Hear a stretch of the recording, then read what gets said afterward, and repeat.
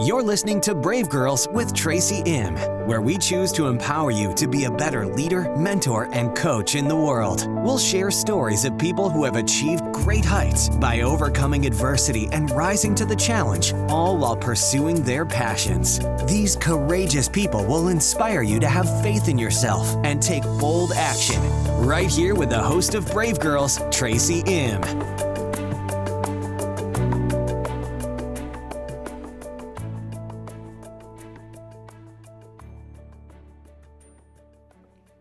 Episode 13, Always Have an Exit Strategy with Dr. Shirley Davis. On this episode of Brave Girls, I speak with my guide and mentor, Dr. Shirley Davis, also known as the Success Doctor. She's one of the most dynamic global female executives that I know. She's someone that I look up to as a positive role model in the work world, and she inspires me so much with her books, trainings, and group mastermind programs. After spending decades in the corporate world, Dr. Shirley launched her own firm where she consults to global organizations in the area of diversity and inclusion, leadership, organizational development, customer service, and communications. She's a master trainer in the areas of inclusive leadership and unconscious bias, and we talk about what she teaches organizations that engage her as they undergo their own transformation. During our conversation, she shares her story of stepping out on her own so she could more fully live her dream. When she realized that her employer did not support her desire to do more, it was time to develop her exit strategy. That decision has led her to 5-figure international keynote speaking opportunities and 6-figure consulting assignments, where she no longer has to ask permission from a supervisor. Dr. Shirley also talks about her journey to obtaining her PhD before she turned 40 and how it took away any excuse any employer might have to disqualify her. She believes that we all need to plan for success by developing exit strategies, especially when we find ourselves in difficult situations and we have a need to reinvent ourselves or even close a chapter. We talk about her faith as a foundation and how that has contributed to her positive mindset as she pursues her purpose on earth in this time. She shares her why and how she's helping others to step up into their purpose through her story of overcoming obstacles. We also touch on fear and why you need to have faith over fear.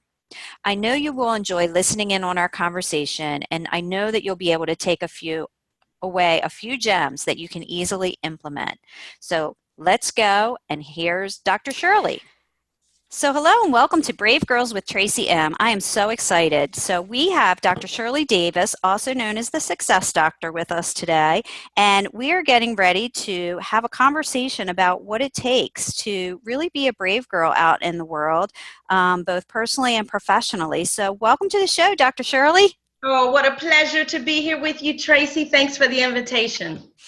So don't know if a lot of people have heard of you. I'm sure some listeners have, but so Dr. Shirley and I, we go way back.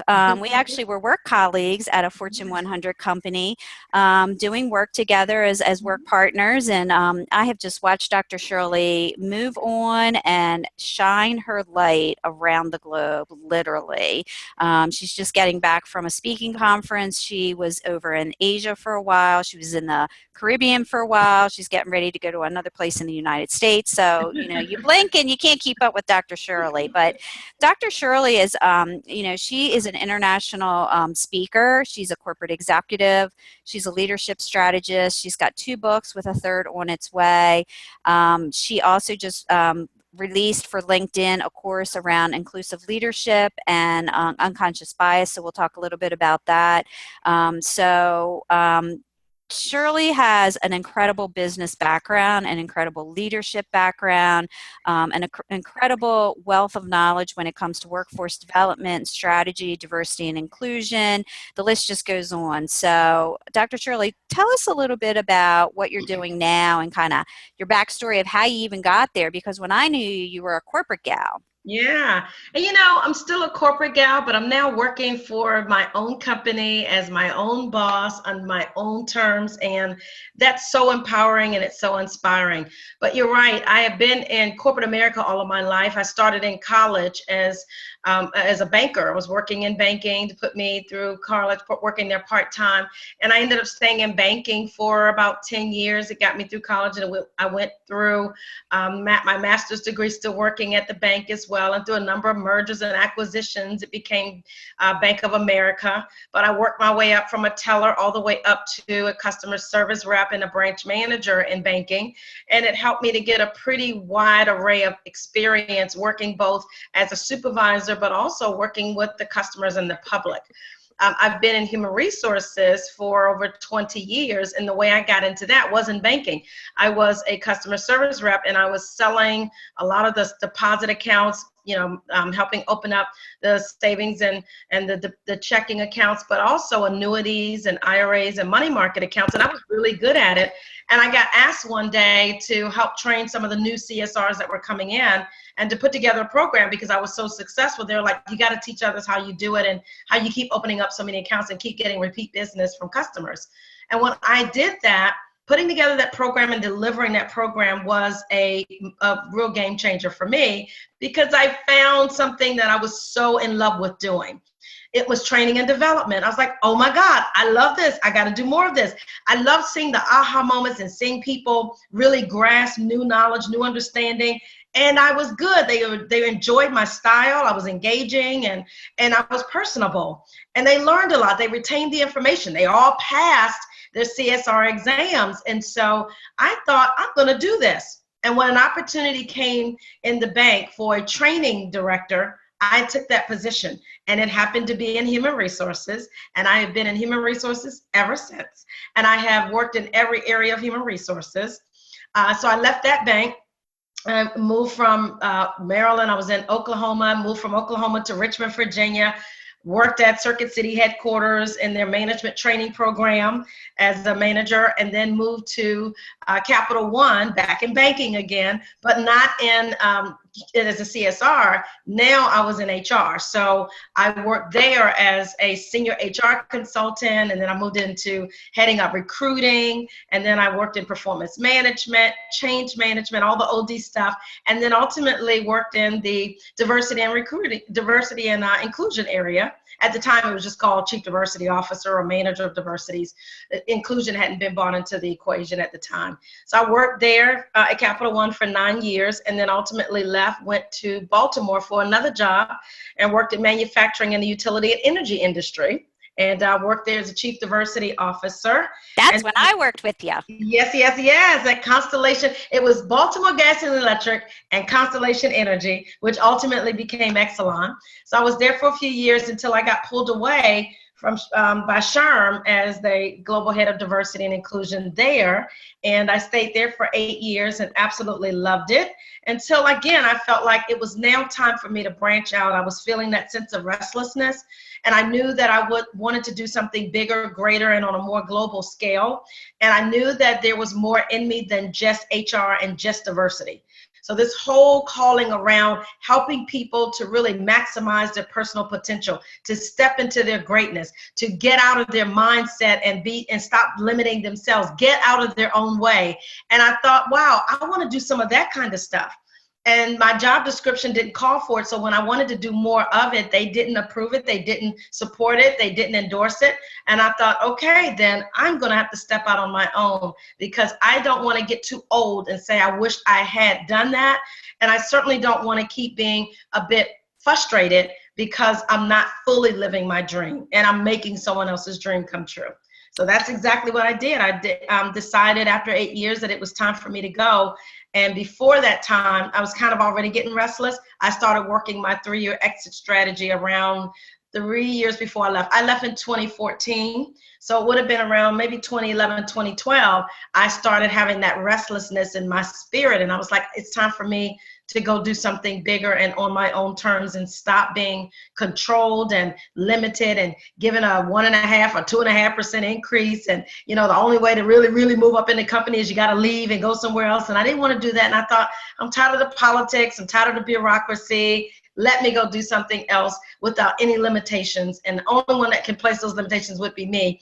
And I'm not going to do that. So I'm so glad I did. Yeah, I think it's I think like you said, you had to keep asking permission. And it was Yeah. like, I'm tired of asking permission. Yes. I'm tired of being confined. I Yes. have so much to offer to the world. So when did you get your PhD? Because I know that's an interesting story too. Yeah, I actually got my PhD. My goal was to get it before I was 40. I was a single mom. I'd gone through a divorce, and I just thought, you know what? I don't want to just get this PhD just to make my daughter proud and give her an example.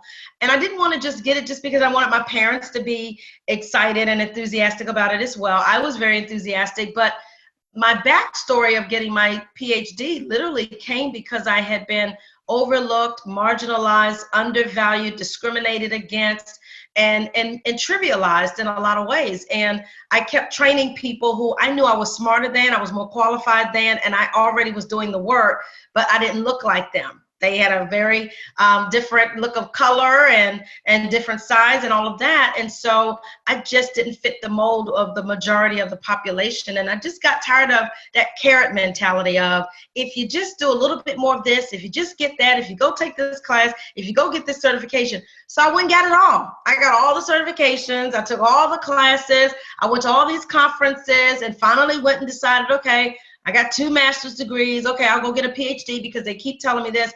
And what was interesting, Tracy, is that they were asking me to get things that they themselves didn't have. But I got my Wow. because I wanted to take away all the excuses. And it was a way for me to empower myself and get the ultimate level of education and feel like I had done something not only for myself, but I'd done something as a legacy for my daughter as well too. But embedded in all of that, if I'm really honest, the reason I got my PhD was to take away those excuses and so that I could be overqualified every time.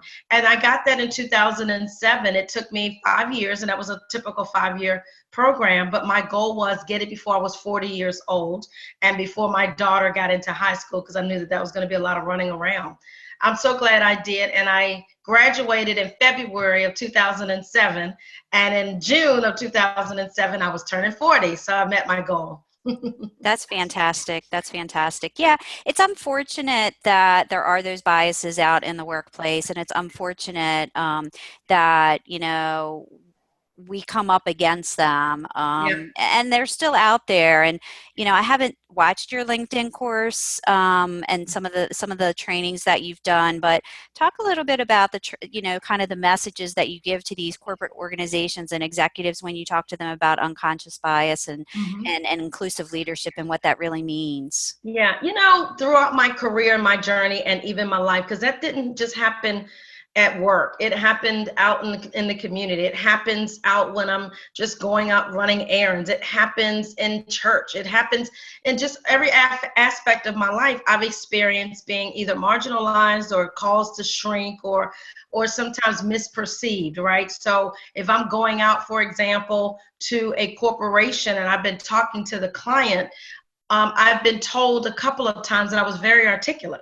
Well, that's not necessarily a genuine compliment being said to a woman of color, because oftentimes it's said because it wasn't expected that I would be articulate. It wasn't expected that I would be so educated, right? And oftentimes when they have seen me, they were surprised that I was even a woman of color, because I didn't have this slang or this street jargon that sounded like, some of the other people that they see on TV or in the news.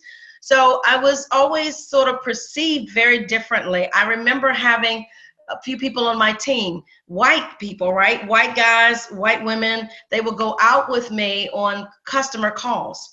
And I was their boss, right? I managed a team of 23 people, and 9 of them were my direct reports. But I can remember going out to the client's site to deliver on the program, and they assumed that I was the assistant, the secretary, the administrative person, and not the boss. So it's those kinds of things. That's what bias is that people have a certain filter, and it comes from a very, very early age of how you've been socialized, what you were exposed to, messages that you heard in the home, the news media or TV shows that you've seen and grew up with that painted people in a certain light that were of a certain color. So we all learned how, women's roles and men's roles were, because I grew up as a Generation Xer, right? So I grew up watching the Partridge Family, the Waltons, the Leave It to Beavers, and all of them. So we all thought that the role of a woman was like a June Cleaver. Stay at home, take care of the kids, and do it in pearls and heels, because that's glamorous, right? So we saw those roles, and that's what we learn at an early age, and it shapes our thinking. It shapes the way we see the world. And when we go out into the world and we've heard all of those messages and yet not been exposed to those people, then when we do come in contact with them in the workplace or out in the marketplace or in the shopping places, we have a reaction. And that reaction is a very quick reaction that happens within 3 to 5 seconds.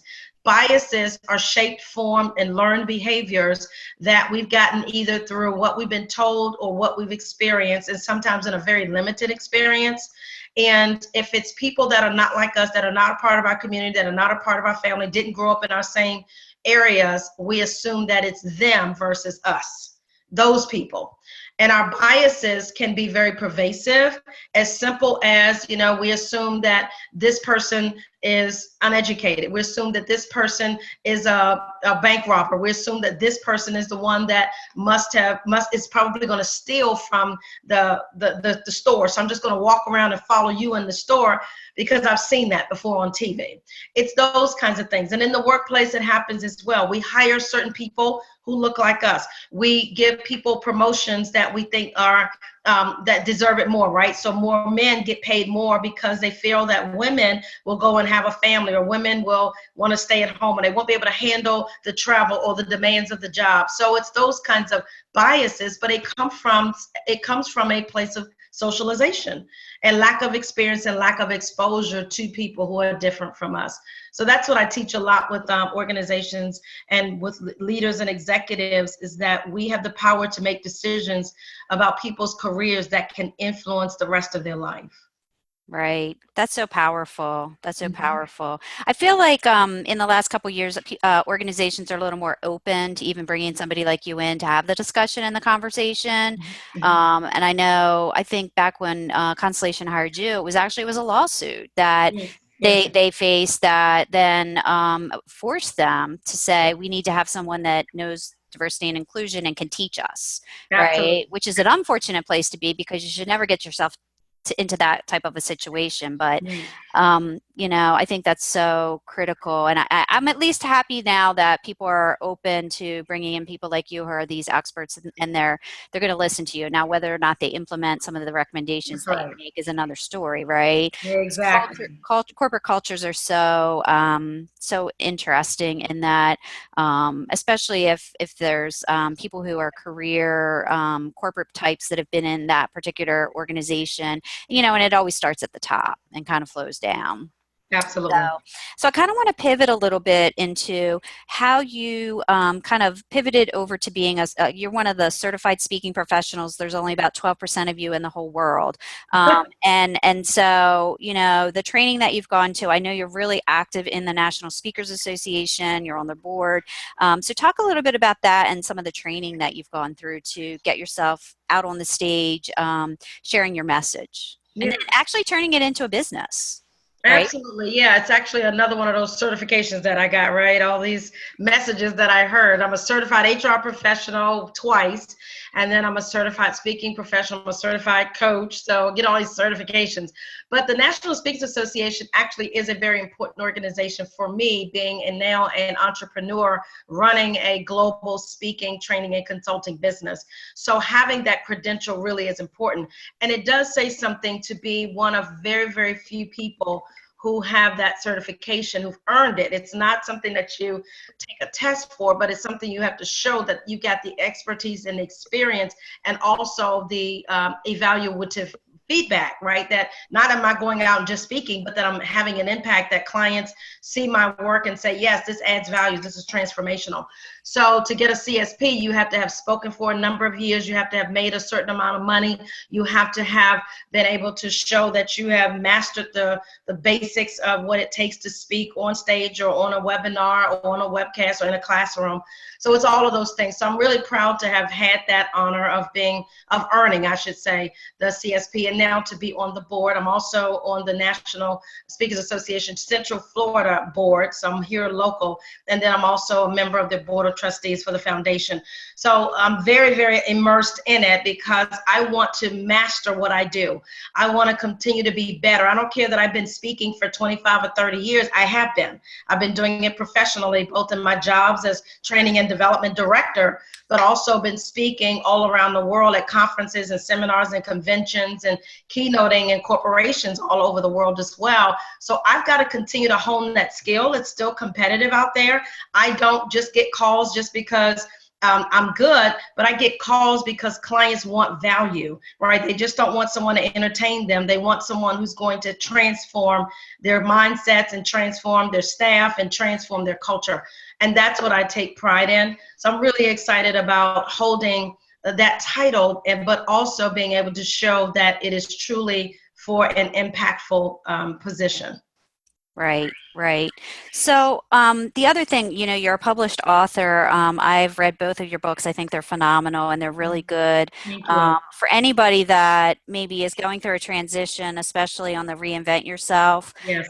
that was extremely helpful. I've recommended it to other people. I thought that a lot of the content in there is good. But let's talk about this third book that's in the pipeline, Yeah. because I think that some of our listeners may find that interesting as well. So talk about that. Yeah, I write my books as a part of my journey. So I'm not just writing someone's, other story. I'm writing my story. So when I talk about reinvent yourself, strategies for achieving success in every area of your life, that was my life story of going through financial setbacks, career setbacks, relationship setbacks, going through breakups and divorces and hurts and going through loss and going through just mindset shifts and even times where I felt like I was losing it, right? So I had to reinvent myself in every area of my life because in life happens, right? And I found that life is not what happens to you, is what you do with what happens to you. And that there's three kinds of people in this world, right? Those that make things happen, those that watch things happen, and those that wonder what happened. And I wanted to be one of those kind of people that always took control of my life, even when I felt like life happened unexpectedly, that I was going to turn it around and turn lemons into lemonade. So that was the first book. The second one was The Seat. And again, my life story. How do you get invited to the table when you're overperforming but undervalued? And that was, again, some of the story I just mentioned to you is even why I got my PhD. That's one of the chapters in the book. And it's also another chapter in there it's called Being the Only One. Learning how to be the only woman sometimes, learning how to be the only person of color sometimes, learning how to be the only single parent sometimes, or the one that's only this and only had that and only PhD in the room, right? So how do you stand up, step up, speak out, and really state your value in a way that really stands up your values yourself? So that was important for me. This third book is, again, another part of my journey. So now it's about exit strategies. And here's the thing, Tracy, the exit strategies are not just about me leaving my job and moving into my dream. When I talk about exit strategies in this book, I am writing about how I had to exit out of bad situations. So if I exited out of a bad relationship, what was my exit strategy? And at the end of the day, much of this book is all about how we as women or just individuals can draw from our own inner strength, draw from our own faith, and recognize that in every situation that we have to plan for success. You can't just up and jump out and all willy-nilly and not have a plan, because without a plan, you're planning to fail.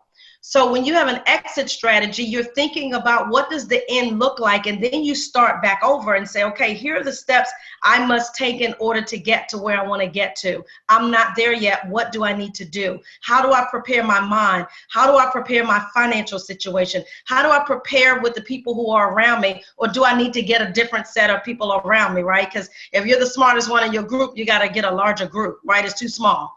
So all of those things are important about having an exit strategy in place. It's not just jumping out there and taking a big risk, but it's about taking calculated, strategic, and intentional risk so that you are planning for those risks that might lead to failure, right? So my greatest risk was leaving a job that I was making well over six figures and I had a steady paycheck and had great reviews, wonderful feedback. They loved me. I was high potential.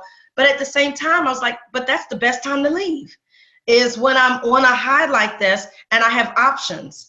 And so I planned that over a period of time. But how do I plan? How did I need to get out of a bad, toxic, unhealthy relationship?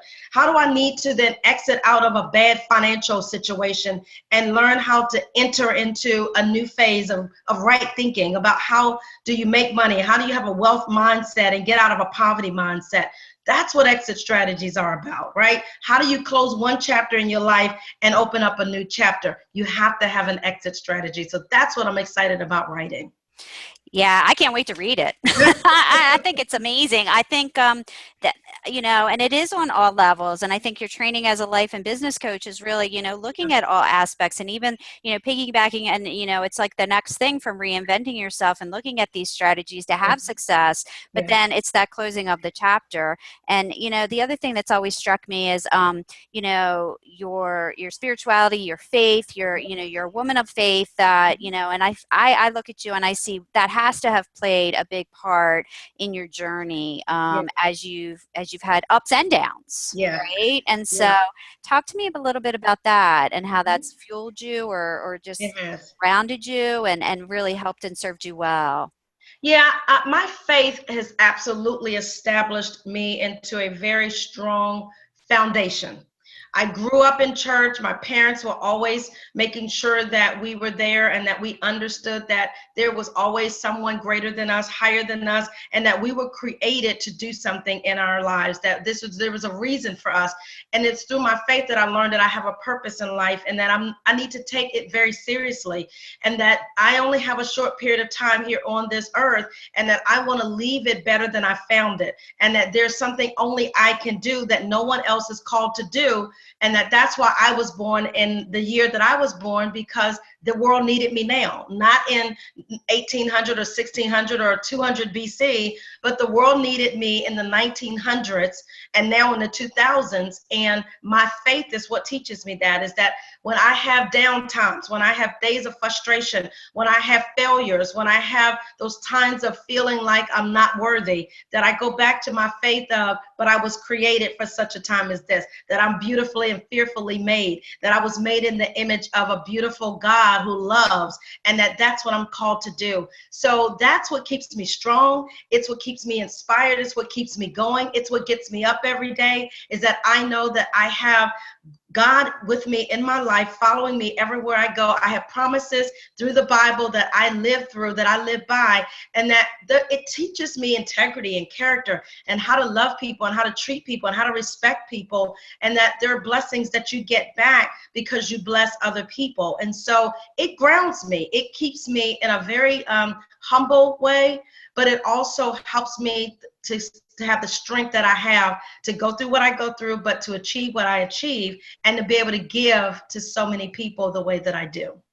Right. Well, and I just see, as I follow you on social media, how many people you are touching just literally around the world as you go from country to country and from company to company, sharing your message, sharing your story, and really inspiring people.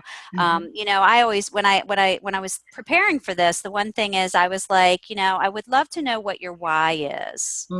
Yeah, that's my why. It's actually because I realized when I understood my purpose at a young age that I am gifted and I'm talented and I'm unique and I'm wired the way that I'm wired to do what I do, and I absolutely love it. And so my why is to literally get out there every day and take all of my gifts and talents, my love for people, my respect, my integrity, and all of the training and experience and the expertise, and give it back to the world, right? To share with them the things that I've been through. And not only did I go through them, my faith got me through them, but it wasn't about me. It was about me going through those things. So now I can help others who go through those tough times and maybe their faith is waning. So I help them keep the faith. I help them to step up greater greater. I helped them to achieve more than they thought they could. And before I came into their lives, maybe they weren't feeling good about themselves, but just a touch from me, a word from me, and an inspiring and encouraging conversation helps them to think about it differently. So that's my why every day. And it's those things you see, right? People say, wow, you touch me. And they think they're hearing data and trends and statistics. But when I tell my story, they're hearing my faith. They're hearing my strength. They're hearing that I'm an overcomer and I'm a victor and I'm strong and I'm triumphant and I've been through hell and back, but I survived it, and so can you. That's what causes people to attract to me. That's the magnetic personality in me. It's the stories and it's the willingness to lay myself raw and transparent and be authentic and real with people, that we all have been where you are. I am no better and no greater than you are. I am just an overcomer, and I want to teach you how to do the same. Oh, that's beautiful. That is beautiful. That totally makes sense now to me. That totally, yeah, I can see it now. I can, it's, that was like for me, the missing link as I was kind of pulling together this, extremely gifted, extremely talented, extremely articulate woman that you are. And just as I've watched you step into your purpose and really fulfill your dreams, and I love that, one of the things you had shared in our mastermind that you lead, about the exercise that you put yourself through years before you stepped out the door and said goodbye to your steady paycheck and benefits. The fact that you invested in yourself, you took yourself to a nice place, you did that strategic planning to come up with your exit plan and the visualization that you did. So talk a little bit about that. I did all of those things for 15 years. I would go away. That was my practice anyway, even before I knew I was going to leave and go out on my own. But for every year, for 15 years, I would go away at the end of the year, spend 7 days by myself in some paradise, some island on the Caribbean somewhere, and just dream and think and pray and reflect on my life for that year and plan for the next year. And I just stayed very focused and intentional and centered.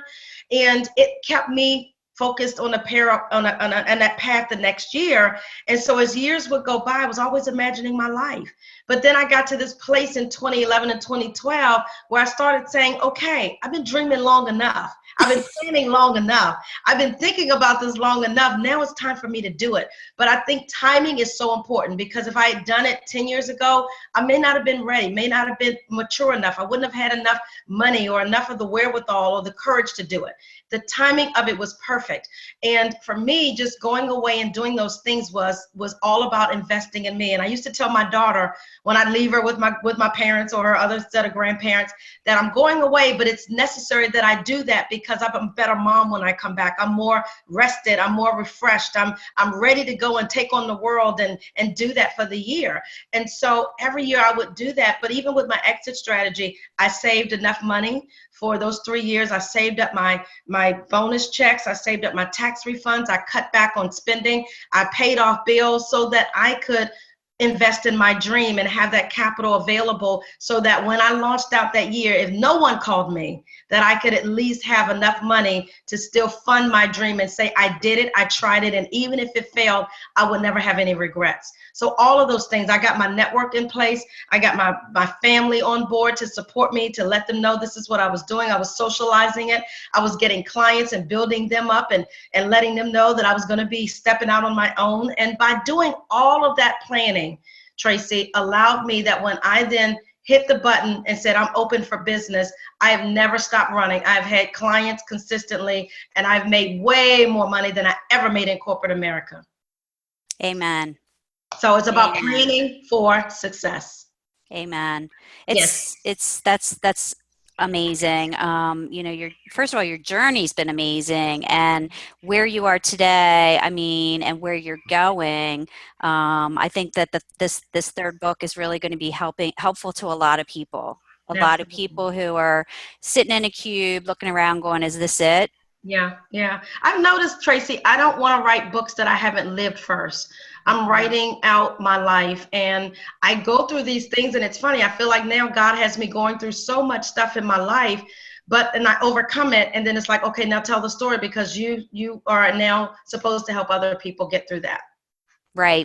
Yeah. Right. Right. From companies to corporations to individuals, right? I help corporations go through transitions and go through cultural transformation because I've gone through that, right? So when I'm talking about reinventing yourself, it applies to companies as well. So it all works out. My life has been a training ground and preparation for what I do today. Right, right. So the finale question that I always ask all of my guests is, what's the bravest thing you've ever done and how does it inspire you today? Actually, my life is full of a bunch of brave moves, right? So everything from leaving a really bad, toxic, unhealthy relationship, and I was a single mom, and my daughter was a baby at the time. Very scary to step out and be on your own again, and to not think you can do it. But I did. So that was a brave move for me. Quitting my job and again, not knowing if the business would succeed and if I'd have that steady income, that was a very, very brave move. And then I think the other brave move for me has been just stepping out in my own business and building an empire and not afraid to, so I didn't play small. That's a brave move for me. Don't play small. If you believe in yourself and you know you've got the gifts and the talents and you've been trained and ready for this and you know that God has purposed you to do it, do not be small. Go big and just trust that you serve a big God and that He will allow you to be able to achieve great things. Do what you can and He'll do the rest. Those are brave moves for me. All amazing and scary, right? Scary stuff. Very scary. But you know what? It's been worth it. And for me, it's about fear and faith, and you balanced both. But I always want to have more faith than I have to conquer the fear. But fear is always there as well, too. But I use that as a springboard to help me achieve greater success. Oh, that is amazing. That is amazing. Well, I just want to thank you so much for making yourself available for this podcast. And, if people are looking to find you on the internet, it's just drshirleydavis.com, right? It is. And tell them to basically link in with me. I'm definitely there. I'm on Instagram as well. And I'm on Twitter, Dr. Shirley Davis. And under Instagram, it's The Success Doctor. So please stay in touch and learn, again, from me through social media. Yeah, and we'll make sure that we put all that in the show notes so that they can link over to that. So again, I just want to thank you so much. I consider you one of my mentors, guides, teachers, coaches, and you just are so inspiring to me personally to draw from my faith, because I also have a strong faith, and I also believe that it's important to master what you do, just like you said, and to really transform your mindset and give your clients value, no matter who your clients are going to be. And so I think that we're kind of kindred spirits in many ways. So I really want to thank you for being on the show. And if I really want to put you out into the world, into the, the iTunes, iPod world, so that more people know who you are, because you're truly amazing. You give from your heart. You're extremely bright, and you've got so much to share. And I've seen the transformations that you can make for organizations, having worked side by side with you in corporate, and now I love that you're out doing work for more companies around the globe, because more people need to know who you are. So thank you. Thank you, Tracy. My pleasure. Continue the great, successful work you're doing too. I'm proud of you. Thank you. I hope you enjoyed this episode of Brave Girls with Tracy M. as much as I did creating it. Each show is produced with you, the listener, in mind, as you look for inspiration and motivation from other brave souls as you pursue your desires. I'd love to hear your feedback, so please leave me a review on iTunes. I read every one. And check out my website, tracym.com, for more free resources. You can also join my list and sign up for my newsletter right from the homepage. Until next time, stay strong, believe in your dreams, and go do something brave. We appreciate you joining us for this episode of Brave Girls with Tracy M, and hope that you enjoyed the show. For more information about today's episode, as well as additional free resources to help you achieve greatness in your life, visit tracym.com and sign up for our mailing list. Until next time, dream big, believe in yourself, and let your brilliance shine as only you can do.